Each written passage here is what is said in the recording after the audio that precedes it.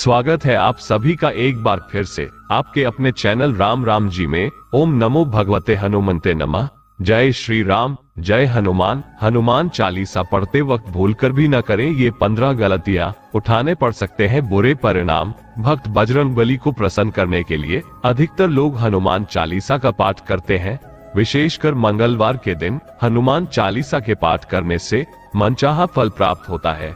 हनुमान चालीसा के लिए किसी खास नियम की आवश्यकता नहीं होती है, लेकिन कुछ छोटी छोटी बातों का ध्यान रखना आवश्यक होता है। आज की वीडियो में हम जानेंगे हनुमान चालीसा करते समय ऐसी कौन सी गलतियां होती है जिनके कारण हमें पूजा का फल प्राप्त नहीं हो पाता। हिंदू धर्म के अनुसार हनुमान जी की पूजा से शुभ फलों की प्राप्ति होती है। ऐसा माना जाता है कि उनकी पूजा से लोगों की समस्त मनोकामनाओं की पूर्ति होती है और शुभ फलों की प्राप्ति होती है। इसी वजह से उनके भक्तजन उन्हें प्रसन्न करने हेतु कई विशेष उपाय आजमाते हैं।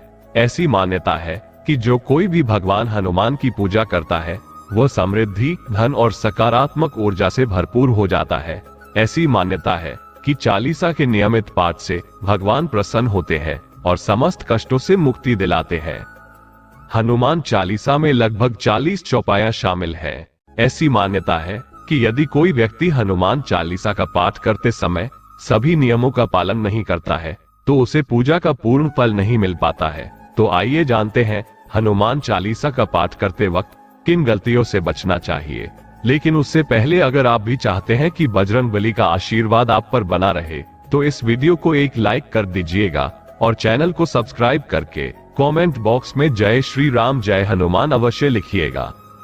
आइए जान लेते हैं आखिर कौन सी 15 गलती होती हैं जिनको करने से पूजा का फल नहीं मिलता।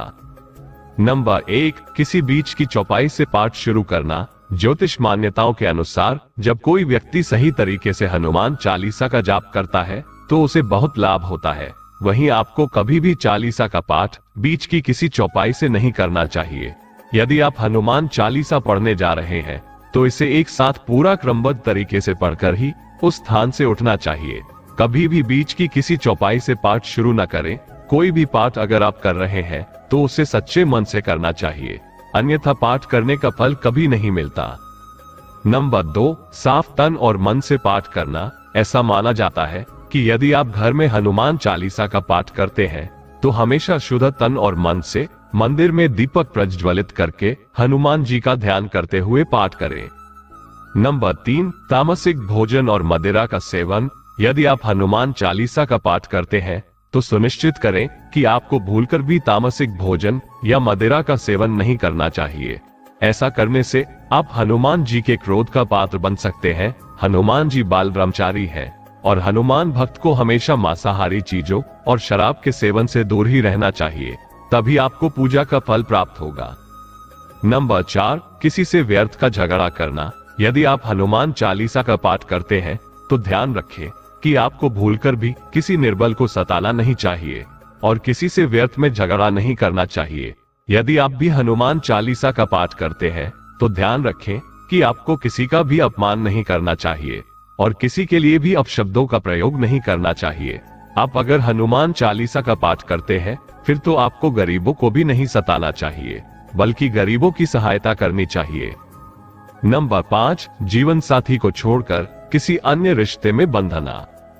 यदि आप विवाहित हैं और हनुमान चालीसा का पाठ करते हैं तो आपको जीवन साथी के अलावा किसी और से रिश्ते जोड़ने की बात नहीं सोचनी चाहिए।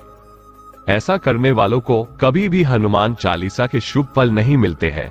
किसी विवाहित पुरुष को किसी अन्य पराई स्त्री से संबंध नहीं रखना चाहिए। अगर कोई स्त्री भी हनुमान चालीसा का नियमित रूप से पाठ करती है तो उस स्त्री को भी अपने पति के अलावा किसी अन्य पुरुष से संबंध नहीं रखना चाहिए। अगर किसी व्यक्ति की शादी नहीं हुई है तो उसे तो पराई स्त्री से दूर ही रहना चाहिए। यदि कोई व्यक्ति हनुमान चालीसा का पाठ करता है तो उसे इस बात का ध्यान जरूर रखना चाहिए। नंबर 6, गरीबों और जानवरों को सताना नहीं चाहिए। यदि आप घर की समृद्धि के लिए हनुमान चालीसा का पाठ करते हैं तो भूलकर भी किसी जानवर और गरीब को न सताए। ऐसा करने से पूजा का फल नहीं मिलता है और घर में दुख बने रहते हैं। घर में नकारात्मक ऊर्जा का वास हो जाता है और घर से सुख समृद्धि हमेशा के लिए चली जाती है। नंबर 7, कोई अपराध न करें और झूठ न बोलें। यदि आप हनुमान चालीसा का पाठ करते हैं तो आपको किसी भी प्रकार का अपराध नहीं करना चाहिए। आपको किसी के साथ छल कपट करने से भी बचना चाहिए और झूठ नहीं बोलना चाहिए। अगर आपके मन में किसी के प्रति कपट और द्वेष है तो इससे आपको पूजा का फल कभी नहीं मिलेगा। नंबर 8, हनुमान चालीसा पढ़ने में जल्दबाजी न करें। जब आप हनुमान चालीसा फायदे का पाठ करते हैं तब आपको कभी भी जल्दबाजी नहीं करनी चाहिए और कभी भी इसके किसी श्लोक का उच्चारण गलत तरीके से नहीं करना चाहिए। इसका पाठ हमेशा धैर्य पूर्वक करना चाहिए। नंबर 9, राम का नाम लिए बिना न करें शुरुआत। सभी इस बात से परिचित है कि हनुमान राम जी के परम भक्त हैं, इसलिए भगवान राम का नाम लिए बिना हनुमान चालीसा की शुरुआत न करें, वरना आप इसके फल से वंचित रह जाएंगे। नंबर 10, तन और मन रखें साफ। हनुमान जी और उनके इष्ट श्री राम के चित्र की स्थापना करें। इसके बाद उनके समक्ष जल से भरा पात्र रखें। कम से कम 3 बार से लेकर 108 बार तक चालीसा का पाठ करें। घर में हनुमान चालीसा का पाठ करते समय तन और मन दोनों साफ होना बेहद जरूरी है। नंबर 11, मन में न लाएं अनुचित ख्याल। हनुमान चालीसा का पाठ करते समय मन में किसी भी प्रकार का अनुचित ख्याल नहीं आना चाहिए। प्रयास करें कि चालीसा पाठ का समय रोज एक ही हो। विशेष दशाओं में यात्रा तथा सोते समय भी चालीसा का पाठ कर सकते हैं। नंबर 12, मंगलवार और शनिवार को हनुमान जी के दर्शन। हनुमान चालीसा का पाठ करने वाले भक्त को मंगलवार और शनिवार को हनुमान मंदिर में जाकर हनुमान जी के दर्शन जरूर करने चाहिए। यदि आप ऐसा नियमित करते हैं, मंगलवार या शनिवार को हनुमान मंदिर में जाकर दर्शन करने से, उनके सामने घी का दीपक जलाने से और हनुमान चालीसा का पाठ वहीं बैठकर करने से बड़े से बड़े कष्ट दूर हो जाते हैं।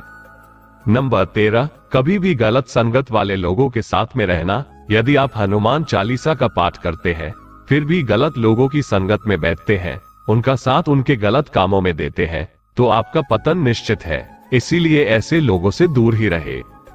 नंबर 14, ज्योतिष के अनुसार मंगलवार के दिन 3 बार पाठ करना बेहद शुभ माना जाता है। जब भी आप पाठ करें तो सबसे पहले एक पात्र में जल भरकर रख ले। उसके बाद जब हनुमान चालीसा का पाठ संपन्न हो जाए तो उस जल को ग्रहण कर ले। इससे आपको लाभ तो मिलेगा ही, साथ ही हनुमान जी भी जमकर अपनी कृपा बरसाएंगे। नंबर 15, सूतक काल के दौरान, यानी परिवार में जब किसी इंसान की मौत हो जाती है तो वहां सूतक काल मान्य रहता है। जब तक ये सूतक काल रहता है तब तक हमें हनुमान जी सहित किसी अन्य देवी देवता की पूजा नहीं करनी चाहिए। इस दौरान मंदिर में भी प्रवेश न करें। दोस्तों, वीडियो अच्छी लगी हो तो अपने दोस्तों में लाइक शेयर अवश्य करें और आपके अपने चैनल राम राम जी को सब्सक्राइब जरूर कर लीजिएगा। मिलते हैं अगली वीडियो में, तब तक के लिए राम राम जी।